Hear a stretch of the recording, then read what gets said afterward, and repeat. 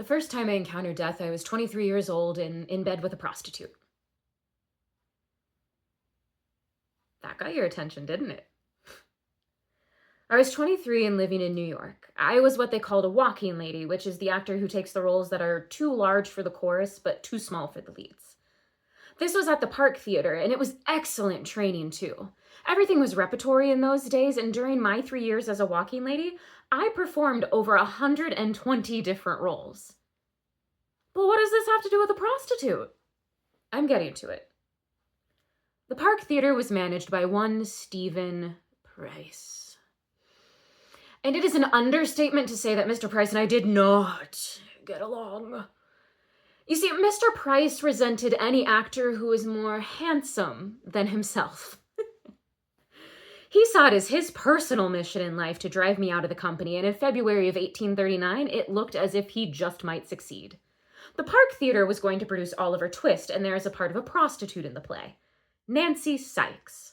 Well, in my day, no actress with any kind of reputation would touch a role like that, and Stephen Price knew it. So naturally, he assigned it to me. Now, if I took the part, I would be professionally ruined. And if I refused, I'd be fired. Yes, Mr. Price finally had me where he wanted me. And to tell you the truth, I considered quitting. It was quite the insult to be cast as a prostitute, and of course, he had done it in front of the whole company. But I had seen too many talented women lose out to temperament in this game, and I was determined not to be outmaneuvered. If there was a way to play Nancy Sykes without damaging my reputation, I was going to find it, and I was equally determined to see Stephen Price hoist on his own tiny petard. So I accepted the part graciously.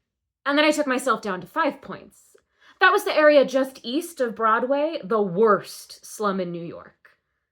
And I found myself a room at Mother Hennessy's, which was the cheapest and dirtiest rooming house I could find. It was the place where streetwalkers and drunks stayed when they could afford a roof for the night. And it was there, at Mother Hennessy's, that I began to study the role of Nancy Sykes.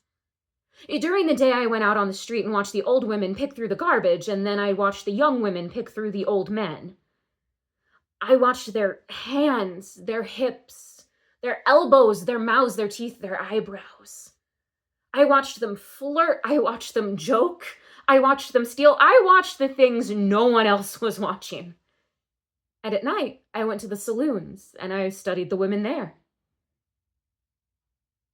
And sometimes the women studied me.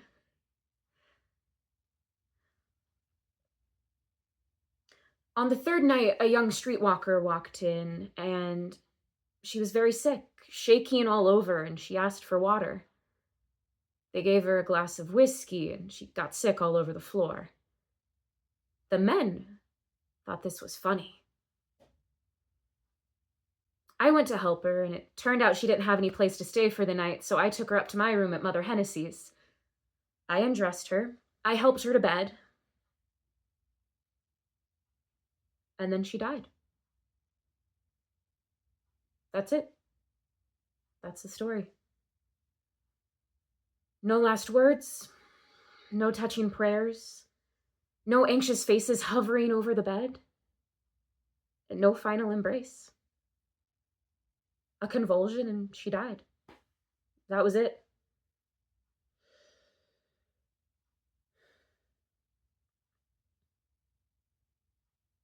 Out.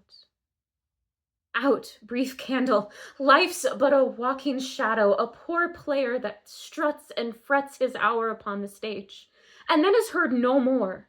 It is a tale told by an idiot full of sound and fury, signifying nothing.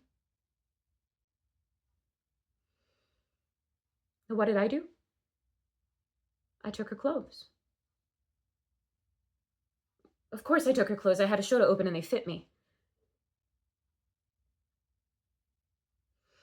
And then I went back to Park Theater and I gave them Nancy Sykes. Oh yes, I gave them Nancy Sykes, not the whore with a heart of gold. Not the feisty little spitfire from the wrong side of town, no. I gave them a prostitute the likes of which they had never seen on a New York stage. Even though they passed a dozen girls just like her on their way to the theater. Even though half the men would go home with one of those girls on their arm. But I gave them a prostitute they could see, not just look at, but really see. I gave them a prostitute that made them weep the tears that no one shed that night at Mother Hennessy's.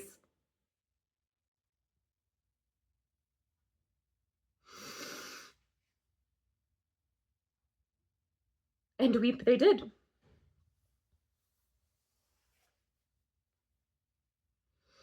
You see, real life is too painful for most people. That's why they come to the theater.